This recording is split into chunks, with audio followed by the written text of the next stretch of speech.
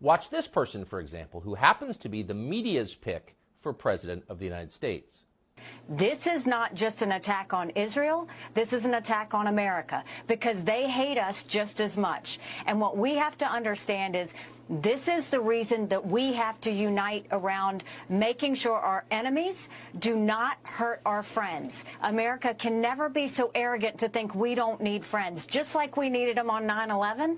That's why Ukraine needs us when Russia's doing this. That's why Israel needs us when Hamas and Iran are doing this. And I'll say this to Prime Minister Netanyahu, finish them. Finish them. Hamas did this. You know Iran's behind it. Finish them. They should have hell to pay for what they've just done. This was an attack on America, she says, when in fact it was not. And for that reason, we must, quote, finish Iran, a nation of nearly 90 million people. What are we watching here? This is not sober leadership.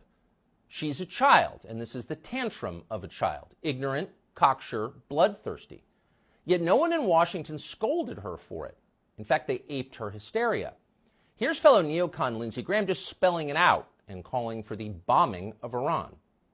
So I've been on the phone all day to the Mideast, and I've told our allies and people with connections to Iran, what I would do, I would tell Iran that if Hezbollah attacks Israel, we're going to come after you, the Iranians, and have a coordinated effort between the United States and Israel to put Iran out of the oil business by destroying their refineries. There are 4 major refineries in Iran. They're fixed targets.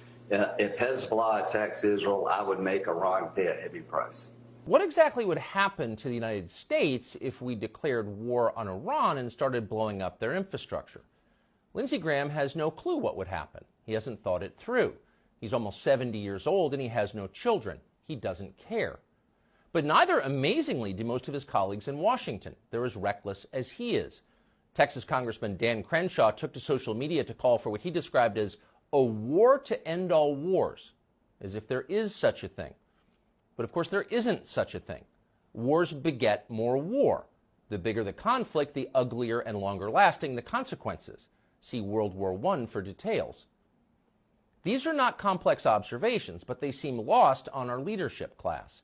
Alone among candidates running for the Republican nomination for president, Vivek Ramaswamy dared to suggest that actually going to war with Iran might not be in America's national interest. And for saying that, Mike Pence immediately denounced him as gutless and unpatriotic or something.